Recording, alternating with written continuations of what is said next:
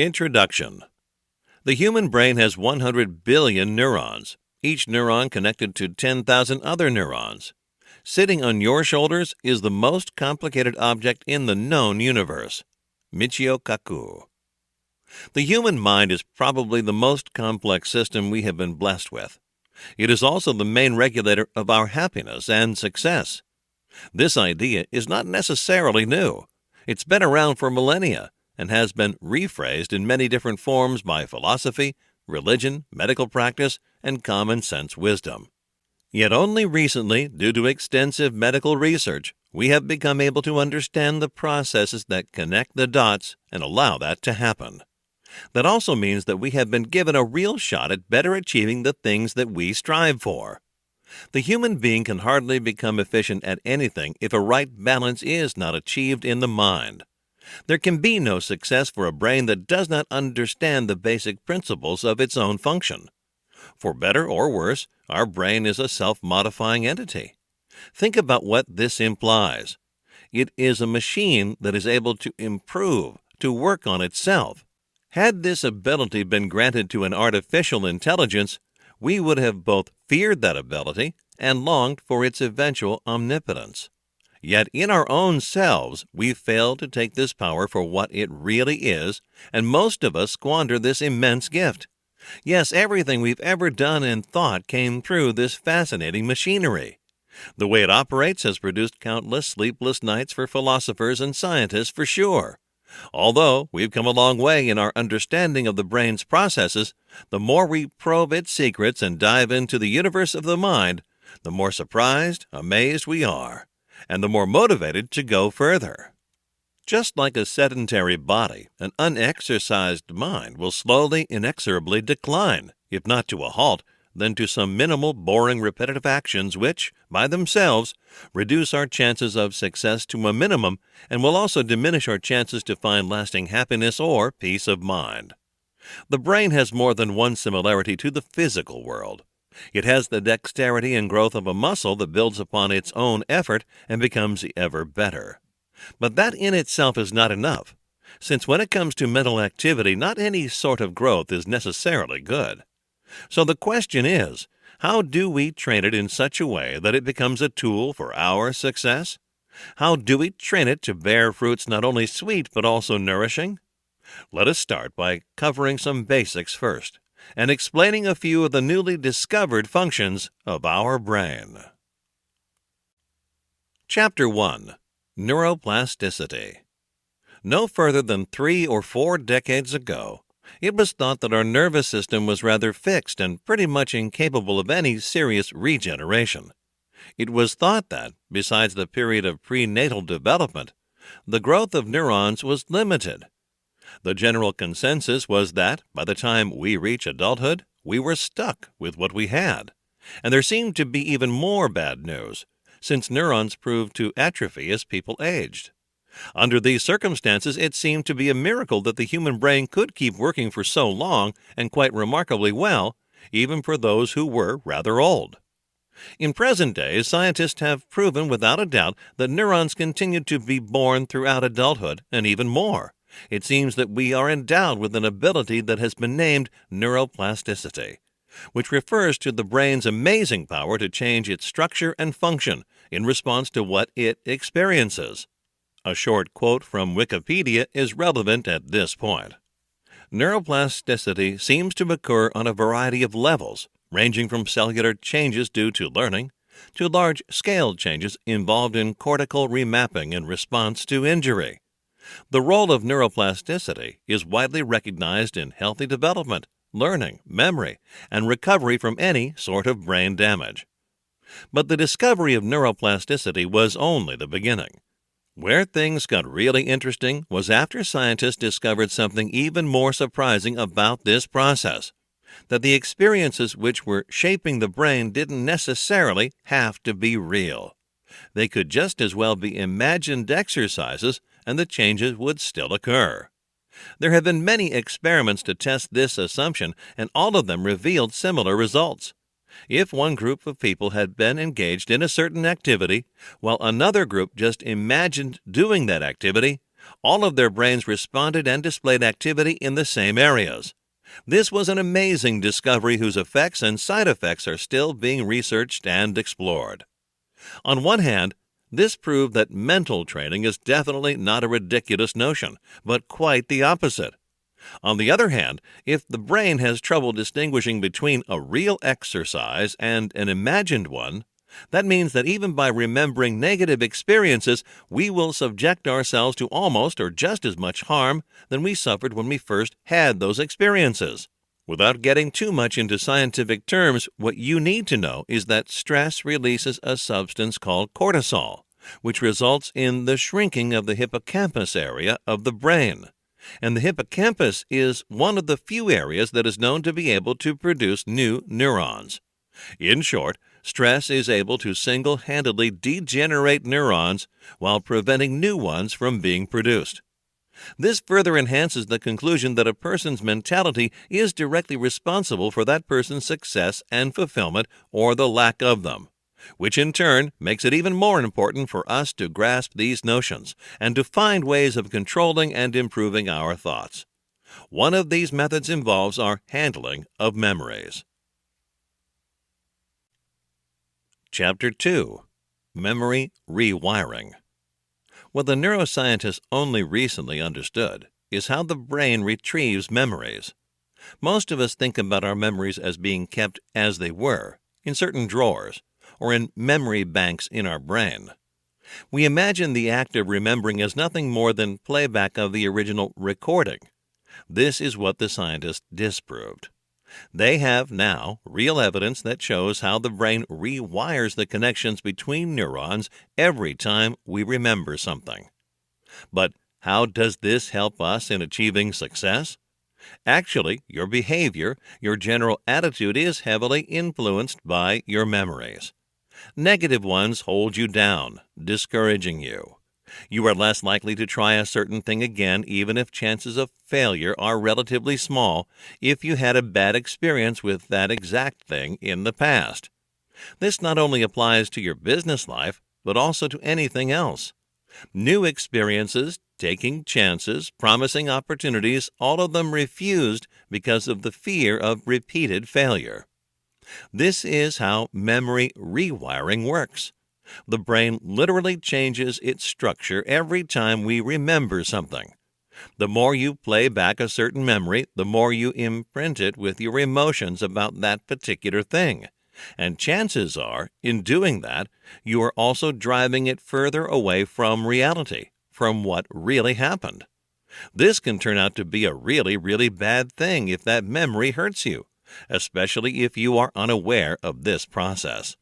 On the other hand, it can prove to be an invaluable help if used with awareness. It can seriously diminish the negative effects of memories that have scarred you. So what does this discovery imply? It implies a very real possibility of editing our memories, enforcing the good parts and weakening the ones that hurt. Every time we remember something, we are literally editing, changing it, and re-memorizing it. This implies that if we become aware of how this mechanism works, we have a real choice in what emotions we associate to certain memories. This method is so efficient that most motivational speakers are nowadays proposing it to their listeners. Also, it has become part of the therapy used in treating PTSD sufferers. Of course, there are certain limits that we must establish when using this method. After all, there is little to be gained from changing things that do not need to be changed. Yet there are memories so bad that this method is a sort of a last resort for them. There are good memories that we could definitely underline in order to gain more obvious gains, like a better motivation in recreating them, increased self-esteem, and a general stability in our psyche. So how does this work exactly? Well, in the case of a bad memory, what you need to do is bring it into your mind, then imagine it getting smaller and dimmer, as if watched on an old black and white TV that is gradually getting further away from you. The brain responds to notions of size and color, associating smallness and grayness with unimportance. Then add details that scramble the memory even more. These details are particular to what that certain memory is. For example, if it involves a group of people that made you feel uncomfortable, picture them wearing clown suits. Try adding hilarious positive details. The old emotions will gradually be replaced by new ones, and by the time you manage to chuckle while imagining that moment, it means the method has succeeded in doing what it was supposed to do. With good memories, you must do the exact opposite. You must try to picture them as big, as vivid, and as loud as you possibly can. Concentrate on the good feelings that the memories bring back. Enforce them. Add some more if you feel the need for it. Keep doing this until you turn that particular memory into a driving motivation. The catch is that by empowering it, you greatly increase your drive, your desire to turn it into reality again. As a last detail, a general word of warning about this method. The entire point of it is to change the feelings and details associated with a certain memory, either dimming or enforcing them, not to try to alter the facts that happened. Alienation from reality, from what has actually happened, is rarely a solution, more a complication that could turn out to be even worse than the original issue. Trying to tell your brain something that it knows deep down not to be true could prove unreliable or even backfire. Chapter 3. The Subconscious, or How Dogs Prove Training of the Brain is Possible. About a century ago, a Russian researcher called Pavlov managed to devise a simple yet effective connection between a sound and a subconscious reaction that triggered salivation. You probably all know the story by now. What you may not know is that there are overrides that the conscious mind cannot go over, and even if it does, they are very hard to replace. The subconscious has many old automated habits, mainly because this is what it's supposed to do. These habits are, more often than not, terribly unconstructive. While your conscious part is taking care of analysis and problem solving on a daily basis, your subconscious has more instinctual reactions and keeps track of older things that had impact on your life. And so it happens that sometimes we find it impossible to go on about our happiness and daily routine just because some old conclusion is being repeated over and over again as if on a loop. Such unconscious interference can seriously hinder our growth. The two factors that influence how hard it is to replace certain thoughts or a certain belief are 1. Time, and 2. The number of repetitions that particular thing has suffered. Basically, the more you repeat a certain thing, and the longer you keep at it, the harder it will be to remove that thing out of your head. Remember, this can go both ways. While the human brain is infinitely more complex than that of a dog, some of these connections can be adjusted just as simple as those of Pavlov's dog. And if this is what your success is dependent upon, why shouldn't you do it? What most people do when it comes to a certain painful memory, for example, is try not to react or to even forget it. This is where they find themselves in conflict with their subconscious, since that guy will not allow them to forget and will most likely keep on responding to certain stimuli even if we like it or not. The solution lies not in trying to replace or numb the stimuli, but in changing the neural connection that those stimuli have ingrained in our mind from a negative path to a more positive one. This takes time, but it can be done. The science behind this stipulates that changes can be made to the limbic system, which among other things is your motivational engine. Most articles out there that set out to teach how these changes can be achieved become lost in very general and vague terms. The following pages will give you a real opportunity to understand some of these processes, while also providing exercises for mind training and ample details in order to understand them perfectly. Chapter 4. How to apply these concepts in business. Let's talk about how we can apply some of these notions when it comes to business. In practice, we need to become more successful in our deals, become better performers, and implicitly more fulfilled both from a professional point of view and a personal one. It is crucially important to start doing several of these things. Control your environment. Remember what you read about how our brains can hardly distinguish between real and imaginary experiences? Well, this applies to a great deal of things like sensationalized news bulletins, gossip, or coworker complaints. These things influence us almost as much as if we had been exposed to those negative experiences directly. It can seem hard at first, but you must believe those neuroscientists. It is worth the effort. Avoid any people, any circumstances, and any other exposure to negativity.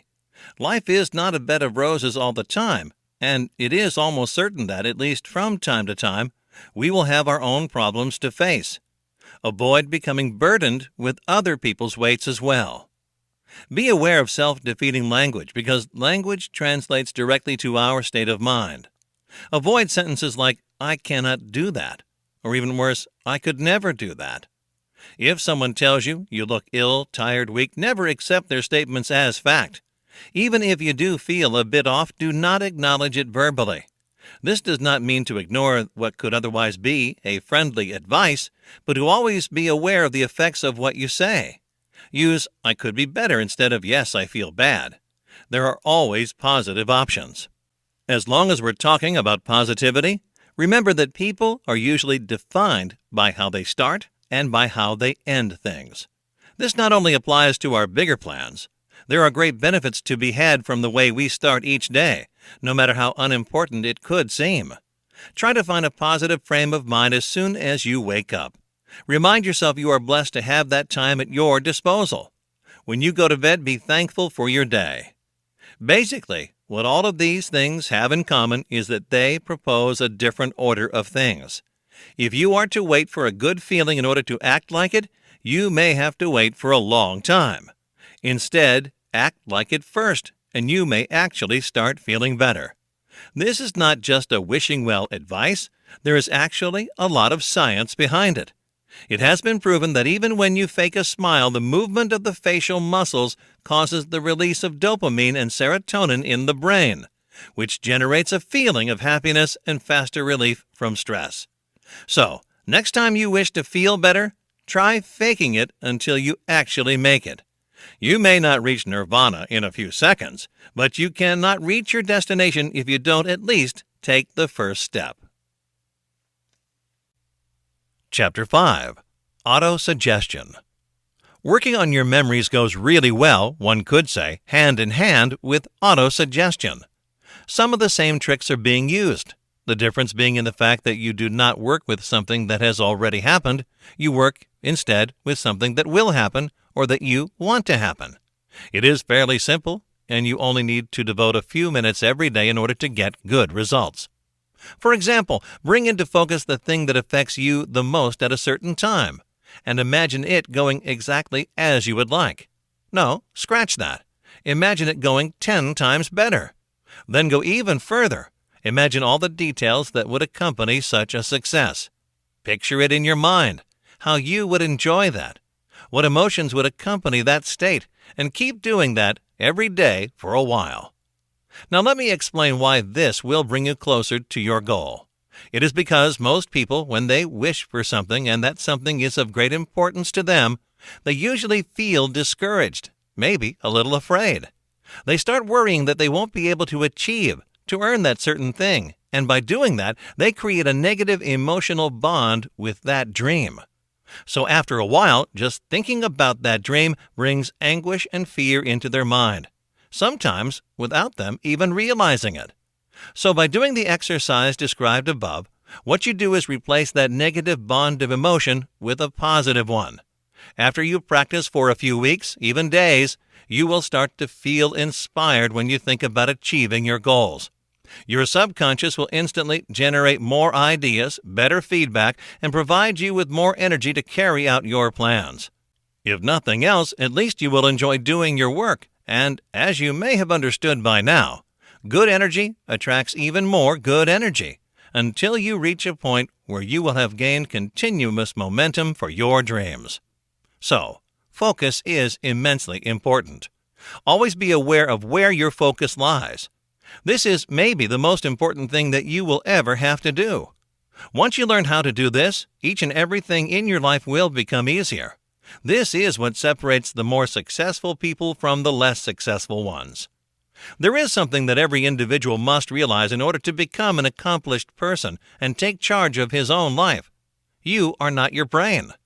There isn't a generally accepted reason why our brains try to trick us into believing such a thing. Maybe it's just because we allow it to, and we rarely question that fact. The reality is that your brain can give you a lot of bad information, and it can tell you a lot of lies about yourself. There are many people around the world whose minds bombard them with negative thoughts, telling them how weak, ugly, incompetent, fat, stupid they are. The list could go on for pages.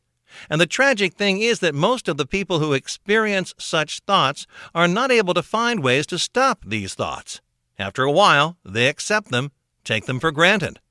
For others, the process is not so obvious. Yet the reality is that every single person out there has some negative feedback from their brain. In order to achieve your full potential, you must start questioning yourself. Learn to recognize the thoughts that bring the most discomfort and discouragement in your life. Separate them, mold them, change them. Ask yourself if those things that bring you down are facts or beliefs. You will discover that in most cases you believe a certain thing not based on a certainty, but simply because you got used to seeing it that way. And if repetition has been able to fixate a negative thought in your mind, repetition is able to remove that thought too, or even better, change it into a positive one. Yet sometimes just imagining things just won't cut it. A certain idea has been carved too deep, and it seems impossible to carve it out. If that is the case, use more aggressive methods. Start surrounding yourself with visual cues, quotes, Post-its, and so on. You can even find software that will flash subliminal messages of your own choosing while you are working. Eventually, your mind will accept the new idea and let go of the old one. Anything can be achieved by repetition. More particular methods of finding focus or training your mind can be found through meditation. For example, if you're willing to experiment with it, we suggest you give it a shot. There's nothing to lose and quite a lot to be gained from it. Researchers found innumerable benefits to meditation, and prayer too, for that matter. They reduce stress and anxiety, thus reducing the damage that your brain incurs on a daily basis. Studies have revealed that these practices can actually change the size of particular regions in the brain, reshaping neural pathways and improving your mind in a very real way.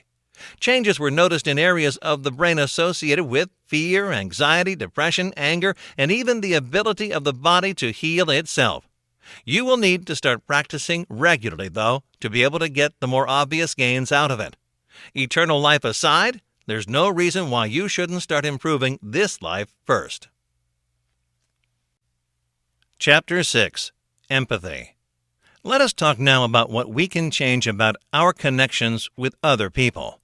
There is no ignoring the fact that our brains are hardwired for connections and relationships. Science has discovered that each person has a number of specialized neurons called mirror neurons, which activate when another person is sharing something with us. This explains how, in certain cases, it is almost as if we can feel another person's pain just by looking at a movie of them being hit, or how we suddenly feel a rush of happiness when friends share the happy moments of their lives. Of course, not all people experience these things at the same intensity, but research has shown that the ones who are more adept at this neural resonance are also the best problem solvers out there. Because, after all, this is not just about some popularity contest, which, by the way, it won't hurt to be won either, but mostly about having success in your business endeavors. So, why does this work? Well, scientists explain that those who are better at this empathic communication not only predict some of the actions of other people better, but are also able to communicate their desires around, which in turn motivates others to help where otherwise they wouldn't, and even put more enthusiasm into it. A good communicator attracts more people around him. Good communicators have more meaningful relationships, either with their life partners, their friends, or their coworkers. They motivate their subordinates better and predict the wishes or whims of their bosses with greater accuracy. Stronger bonds always increase efficiency. Chapter 7. Reflected Logic. Sometimes the body works the mind. We know for a fact that our mental state influences our general energy. When people are sad, they feel as if they are drained of energy, not just mentally, but also physically. A depressed person will rarely find the will to do something, even if it's just a simple walk. Yet only a few people are aware that such a connection works both ways. It has been demonstrated in various tests that even a 10-minute stroll will encourage the brain to become more active, more creative, and regain some of its lost mood. So it seems that things work the other way around too. You just need to take the first steps. After that, the body will take care of the rest. Think about it. If athletes have mental trainers, why wouldn't mental exercises also make use of the rest of the body? After all, we are a whole, and every member is dependent on the failure or success of the others. Even better, combine exercises. While taking your walk, try to remember as many details as you can, and after you've come back home or to your office, try reconstructing your path as vividly as possible. And don't limit yourself to this memory exercise. Practice everything that you've been told until now. Look out for things out of the ordinary, for happy people. Test all of your senses. Try to discover what that special smell is. Play with the surrounding sounds. Enhance some while leaving out others. Feel your body. Use your mind to follow your movement, your breath. Enjoy whatever beauty you can find inside and around you. Once again, with the risk of repeating this one too many times, always be aware. Chapter 8. We are our own personal development trainers. Our brain is a thing based on natural law, yet it can harness the power to bend those same laws and get the most benefit out of them. This power that most of us do not entirely comprehend places us at a very important yet delicate place among all that exists. We have achieved, and not in such a long time, the power to change matter and juggle with many laws of the universe. We have developed immensely powerful and complex machines. We have developed ourselves to an artificial intelligence. We would have both feared that ability and longed for its eventual omnipotence. Yet in our own selves, we fail to take this power for what it really is, and most of us squander this immense gift. Yes, everything we've ever done and thought came through this fascinating machinery. The way it operates has produced countless sleepless nights for philosophers and scientists for sure. Although we've come a long way in our understanding of the brain's processes, the more we probe its secrets and dive into the universe of the mind, the more surprised, amazed we are, and the more motivated to go further. Introduction. The human brain has 100 billion neurons, each neuron connected to 10,000 other neurons. Sitting on your shoulders is the most complicated object in the known universe. Michio Kaku. The human mind is probably the most complex system we have been blessed with. It is also the main regulator of our happiness and success. This idea is not necessarily new. It's been around for millennia and has been rephrased in many different forms by philosophy, religion, medical practice, and common sense wisdom. Yet only recently, due to extensive medical research, we have become able to understand the processes that connect the dots and allow that to happen. That also means that we have been given a real shot at better achieving the things that we strive for. The human being can hardly become efficient at anything if a right balance is not achieved in the mind. There can be no success for a brain that does not understand the basic principles of its own function. For better or worse, our brain is a self-modifying entity. Think about what this implies. It is a machine that is able to improve, to work on itself. Had this ability been granted to, how do we train it in such a way that it becomes a tool for our success? How do we train it to bear fruits not only sweet but also nourishing? Let us start by covering some basics first and explaining a few of the newly discovered functions of our brain. Chapter 1. Neuroplasticity. No further than 3 or 4 decades ago, it was thought that our nervous system was rather fixed and pretty much incapable of any serious regeneration. It was thought that, besides the period of prenatal development, the growth of neurons was limited. Just like a sedentary body, an unexercised mind will slowly, inexorably decline, if not to a halt, than to some minimal, boring, repetitive actions which, by themselves, reduce our chances of success to a minimum and will also diminish our chances to find lasting happiness or peace of mind. The brain has more than one similarity to the physical world. It has the dexterity and growth of a muscle that builds upon its own effort and becomes ever better. But that in itself is not enough, since when it comes to mental activity, not any sort of growth is necessarily good. So the question is,